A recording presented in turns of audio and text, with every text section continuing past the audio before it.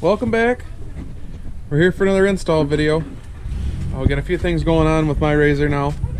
That last test ride I took with Nate when he put the speakers in, I found out had some wheel bearing issues. So it's probably going to be a few day install. We'll take it one project at a time.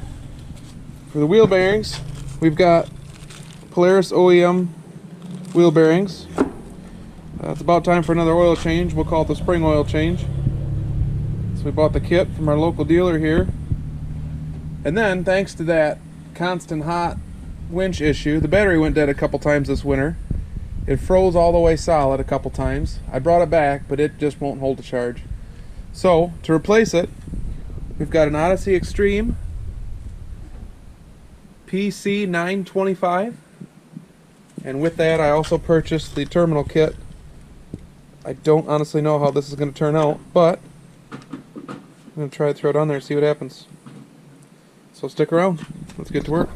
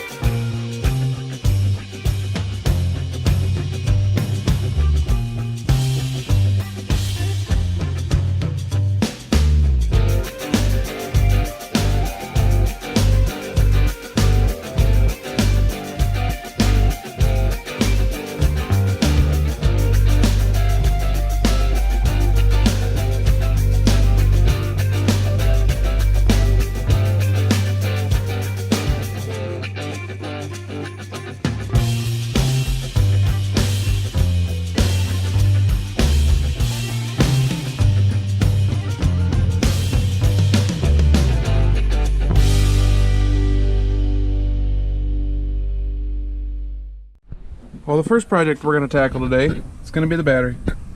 I am not able to get it out without popping this bump seat off. I got a bolt here. I got one on the other side just like it. I have to pull the other seat out. Then we can work on the clamp. Start getting this out of here. Okay, as I'm going through tools here and getting ready to pull stuff apart, I want to take a minute to talk about my tire kit. Flat tires are a real thing that happens. Now, we carry a spare on the rack in the back, but I like to be able to fix tires when I can. So I just want to kind of go over what I carry. I got a plug kit, and this stuff has been replaced before, so it's not like it's all brand new, to me anyways. This is, though, the CO2 refill. I grabbed some CO2 cartridges, and I just got a spare cap for my wheels. Some more plugs. And in here, I've got a CO2 fill valve. So we'll see how that works. And this is the lug wrench, I guess, for my lug nuts and my wheels. And I got a couple valve stems, valve stem puller, or valve core remover, I'm sorry. A couple spare cap screws for my wheels. And this Allen wrench that I have no idea what it goes to. Oh, yeah, it does. Lug wrench, or the caps. So just kind of quick. Now inside the RZR 2, I do in my bag up here, I've got a air compressor and a goop kit. Just part of being prepared. So let's get back to work. Okay, it was just that simple. Pop those two bolts out, slide the seat over, being real careful not to cut my rugged radio intercom cables. Those wouldn't be cheap and easy to replace. Then now we're gonna pop these terminals off, or the cables off the terminals. You alright, buddy? We're going to go down here and take care of this Torx screw, and the clamp should come off the battery and should pop right out. Alright, cut the battery cables off. Just a little tip, make time to clean up your area. I got a little bungee strap, and it's going to hold the cables up out of the way. They're all still assembled with the bolts, so nothing's going to fall apart. And it's going to be a lot easier to work in there instead of messing around with cables. Okay, another quick little tip. As you're taking this little bolt off over here, make sure and keep a hold of it. I had to have some little finger help come over and dig it out of the back down here, so I didn't have to pull all the trim apart.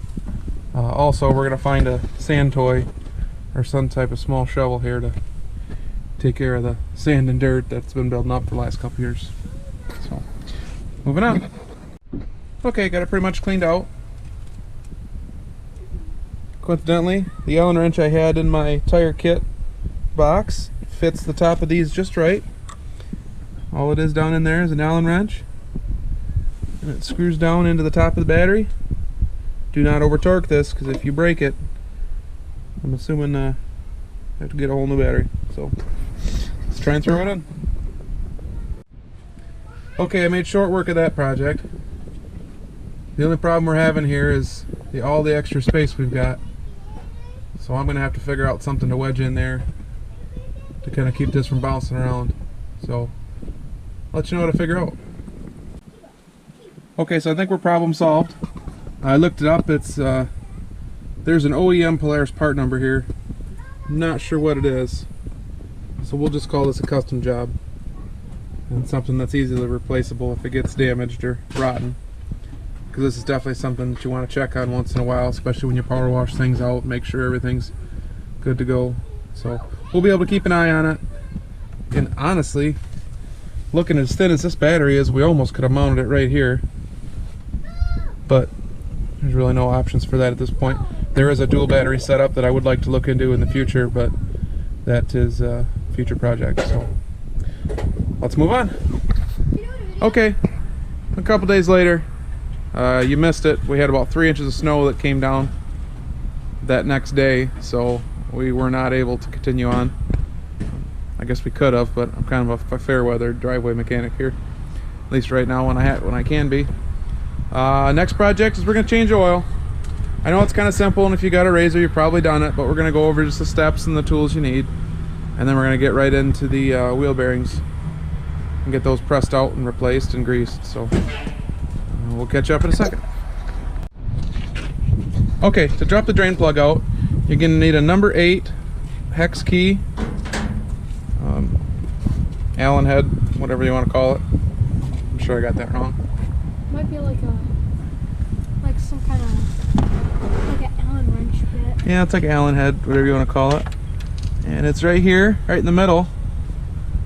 Now, the important thing to remember about this is there is a crush washer or a washer on the drain plug.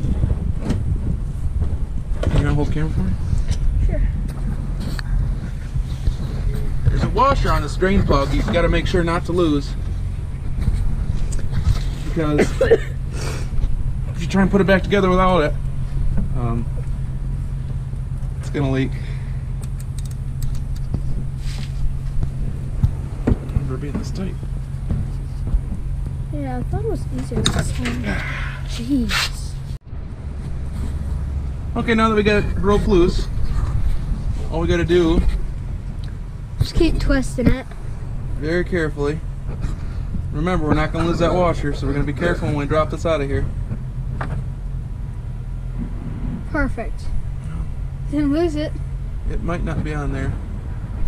I've done this before where the washer actually stayed stuck to the bottom of the engine block. So once that's done draining, we'll clean this off and we'll see if we got to. We got a little bit of, take a look at that real quick. Got a little bit of metal shavings on there. Oh man. But that's not unusual. And I've got an O-ring here. So I think we're good. We'll let that drain. Important to remember, let it warm up for a little bit. That oil looks brand new. Probably could have waited on this till after our next trip. Yeah, it's still purple. Alright, we'll get back when we're doing something else. Okay, well that's draining. We'll move on to the next step here. I've got to grab the oil filter out. I see I pulled the seat out and I took this middle cover off, and the way our bump seat's set up, I can actually reach around it and get to the filter. You can see that back there. There's our filter and there's our dipstick. So when we fill it back up, we'll know where we're at. I'll show you some more in a second here. Okay, so it didn't take He-Man strength to get that off of there. Now last time I changed it, I didn't wrench it down. I'm sure there's a torque spec for it, but don't over tighten this stuff, folks. It's not going to kill you. Just don't leave it loose. Before I put the new filter on, grab a little bit of the old oil here and just wipe it around the O-ring. Why? Yeah. It helps lubricate the O-ring when you put it on. Sorry if there's wind noise here, guys. It's kind of windy, but it helps lubricate and seal the new O-ring when you put the filter on. And that's pretty much it. You want the big rag? Yes, the rag, please. Okay. Okay, it's a little bit embarrassing, but there's a lot of people out there that know more than me about this stuff, and it's time to come clean. We did not drain the oil right here. Oops, and that's why it came out purple. We actually drained the rear end fluid, which isn't something I'm upset about. I wanted to do it anyways. I don't have the fluid for it. I was not prepared. When we do get the fluid, it's just a shortcut. It's gonna go in this little hole right here. The oil drain plug is the next hole up here. So now we're gonna drain the actual oil. The reason I figured it out is we were looking at the oil filter, and the oil on the filter was a lot dirtier than what I just poured out underneath here. And there's actually two and a quarter quarts of oil that go in here, and the rear end only has like one and a quarter, something like that. So there was less fluid that came out. Yeah, that's fine. So we're gonna go ahead and pull the drain plug there. It's a different size hex head, Allen head socket, so we'll just shortcut that, and I'll just get it drained, and then we'll. What size was that? I don't even remember. Oh, what size is that? This is 3/8 right here. The 3/8 drive ratchet. Here it is. Yeah, the actual size that fits it is a number 6. 6. So the number 6, or 6mm or whatever these are. So, all right, confession's over. Back to work. Okay, it's never a project without some issues. Frustrating issues. Frustrating issues. Christopher, why don't you explain what just happened here? Wow. You were basically trying to ratchet it, but when you like tried to get it out, you just you try to like ratchet, but you try to Okay, we busted off our hex head. We busted off our Allen head. Thank goodness it just came right out. It was a good fit. It's just poor quality materials. So we didn't round nothing off. All we did was bust this right in half. So how much have you used it? What? That may be the first time. I'm not sure. What? I know I got another one. So Well, yeah. we'll get back to it when we're not breaking stuff. But here's the crush washer, or the copper washer, I guess, that I wasn't supposed to lose. I did. I also decided it was time to run down to our local dealer and get the rear end fluid and replace that while I'm at it, because you know, might as well, since I needed a crush washer. And I keep saying that wrong, it's a copper washer. And we grabbed some new spark plugs, so we're gonna do that to finish up our day here, and you have to wait another couple days before we can get to these wheel bearings, but it'll all be one video, so you won't even know the difference. Let's get going. Okay, here we are on top of the engine. All simple stuff, but we're gonna throw it in the video anyways. Oil goes in here. Here's where the spark plugs are. We'll cover that in a second. The oil we're using is just out of the kit that we got from our local dealer, the PS4 Polaris oil. It's 2 quarts and 16 ounces. Half a quart, whatever it is. No fuss, no muss, just get it done. We're not ready to start messing around with different oils yet.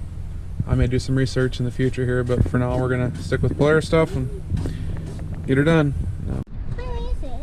Okay, another quick thing we're gonna do here, we're gonna change spark plugs, and that's just these 2 plugs right here. We're gonna pop them up. I'll show you as we go. Taking the cover off to get to them. It's not too bad, but we're gonna go ahead and blow the air filter out anyways, since we've got it off and it's right here. Well, never hurts to make sure we got good airflow. So Christopher's gonna get that done for us while we change spark plugs. Okay, super simple, real straightforward, guys. I couldn't find my spark plug wrench to fit these, so I had to use a regular socket, and I used this little bit of rubber fuel line I had sitting around to pull the old plugs out, but just screw it out and put the new one in. Super simple. Let's move on. Okay, took the plug out of the back here. We're gonna grab our funnel and we're gonna dump our 1.5 quart back in the transmission / rear end, and then we're gonna get her fired up and check the oil, and we should be good to go. Alright, we got spark plugs, oil changed, rear end changed, and that's going to be about it for me, at least for today. We'll come back when we're tearing into wheel bearings. Alright, good morning. It's the next day. We are going to hit these wheel bearings here. I don't think it's going to be good morning for them. Good morning for them. Well, I don't know what time it is for them. Sure. We have a little bit different setup than some RZRs. With these ORB A-arms, we run Heim joints. So they're not a whole lot different. The only real big thing is when we put it together, we're going to have to use an Allen head socket and line it up. The ball joints got the cut in it all the way around to run your bolt through. This actually has it only on one side.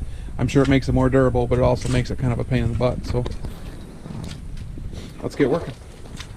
So we've got the brake caliper off, hung up by the bungees. I got the top bolt here, the nuts off. Now I'm going to pull the pin on this axle nut, get that off of here. That I will use an impact gun to take off.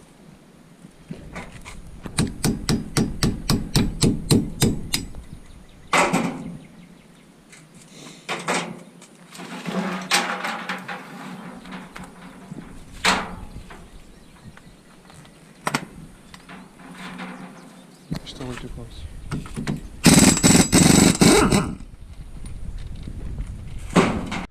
Okay, just a quick little note. Used my impact gun in a 19mm to pop the tie rod nut off. And we had to use a ball joint separation tool because when it got torqued in there, she really got torqued in. But that's what you want. So now we're just going to grab the last bolt under here, get that loosened up, get these A-arms popped out of there, and we'll be in on the press here in a second. Okay, just a quick note. I know some of you guys are looking at this, looks like it's all leaky and nasty. With these Heim joints, you lube them a lot. Okay, so I've used some 80-90 weight, some spray and stuff to get these so they stay freed up when you ride. So that's why you're seeing a lot of this wetness on here still. It's because they stay pretty lubed. Alright, and yeah, there's grease right there, but that is not from the axle boot. That is from the wheel bearing that we got exploded on the inside here. Separate this real quick and I'll show you what we're talking about. Man. Yeah, if I had to say, something ain't right in there. Definitely leaking.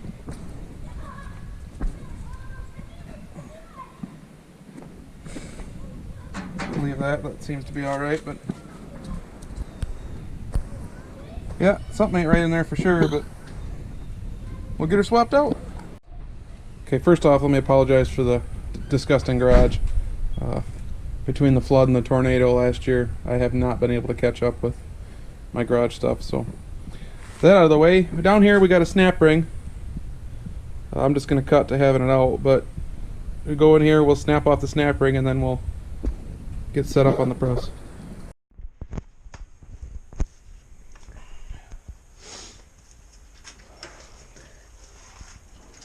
Okay, so we got this clamped down on the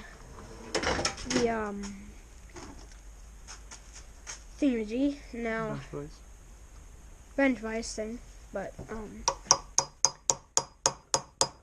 yeah, last time we did this, my dad had to buy 2 pairs of snap ring pliers, and they were both not working good at all. So we had a lot of trouble last time. Probably gonna have the same amount of trouble this time. So catch you up when we get them off. Okay, we're set up on the press here. What we've got is an 1 13/16 and 2 3/8 inch Tractor Supply special sockets here. And all we're gonna do, you can see how I got them kind of set up here in a little spacer just because. So we're gonna push down on it.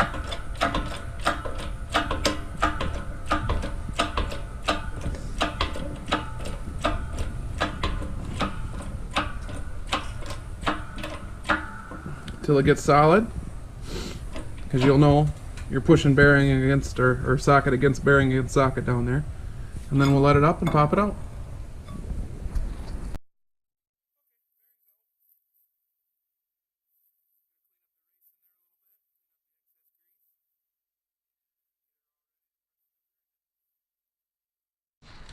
Okay, one thing you need to make 100% sure of is that you are completely level when you push into here. And we are not. You ain't level, you're probably gonna like break the bearing. Yeah, you'll ruin the bearing if you're not completely leveled up. So I'm gonna grab the hammer and just lightly tap this. Just to get it lined up before you start using extreme power.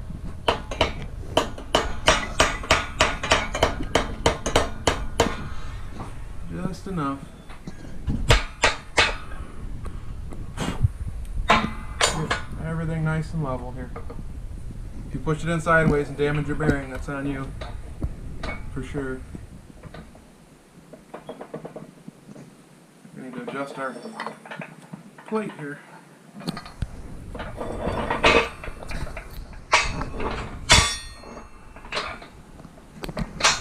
That's better.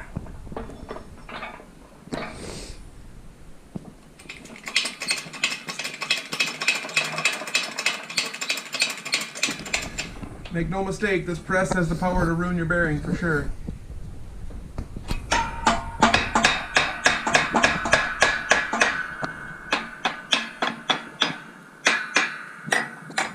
Now we're using 2 3/16 inch socket, and that fits just around the outside of the bearing. Alright, we'll catch you up when we have it in there. Well, that happened quick. Sorry if you missed it. You're all better? If you're watching this video and you need help about have questions about putting in a snap ring, you might need to look up some other videos. But, hey, I'm making a video here. We're all better. All better? You're all better. You're all better? All right. Oh, you're all better. So now we're going to get the old greaser tool out and throw some grease in this. Not too much, just enough to... Actually, let's flip it around. Not too much grease. We don't want to over-grease it, but enough, because these don't come with much of anything from the factory. So You do, Daddy. we'll put some in and we'll throw her back on the machine.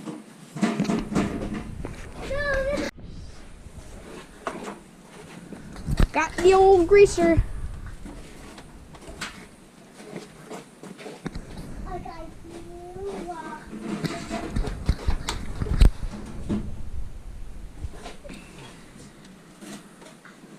You roll. Yep.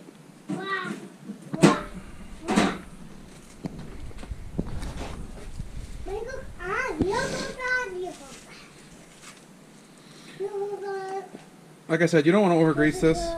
My grease it's pretty cold out right now. Yeah. It's really important to clean the greaser before you grease it. You don't want any dirt getting in there. Hey. Hey, get your dinosaurs out of there.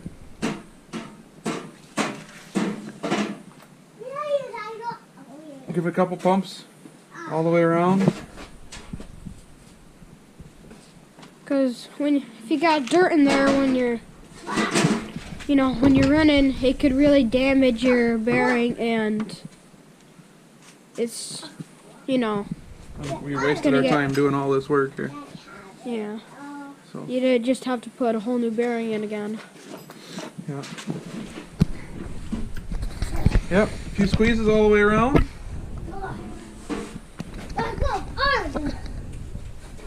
A bit of grease worked in there. Everything slides together okay. And we're done.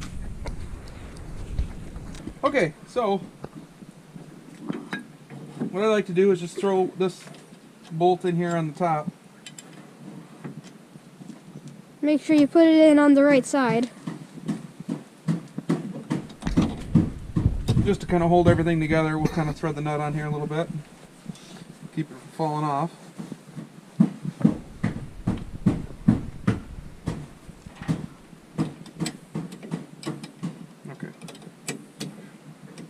nut was messed up, but it's not. Just a little tight, so we'll tighten this up just a touch and start putting stuff back on here.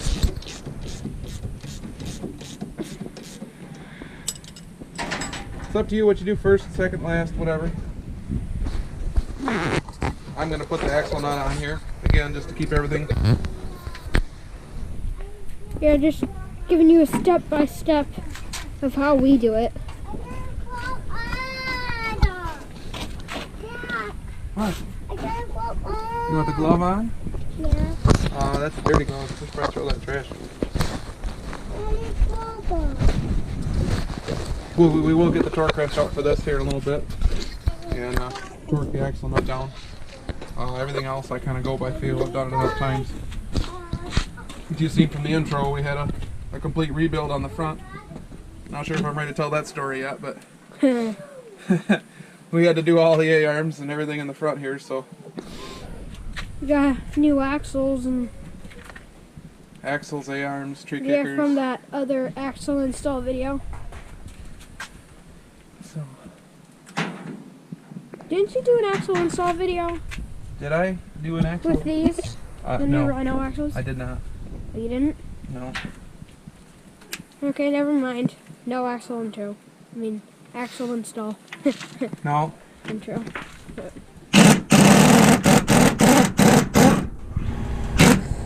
But we did get new axles.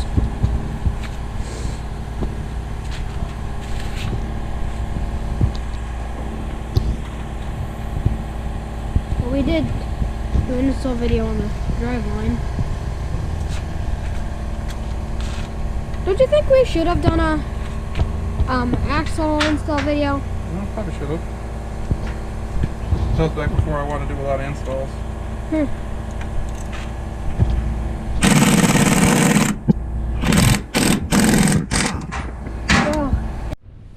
Okay, so we're all back together. Now we just need to torque the castle nut down. And we looked up the torque specs. It's 110 foot-pounds. And we'll be done. Okay, the front end's back together. Ran into a problem, but we are going to cut the video off here. We had to make an order. When we were torquing the video or the axle nut down, we found a brake line that is blown. You can see it dripping down the tire there. So we either finished blowing it the last time we hit the brakes, or it was dripping, or however it is. We got parts coming, but that is going to be our next video. So thanks for watching. I know this one ran a little bit long, but hope you enjoyed it, and we will catch you next time.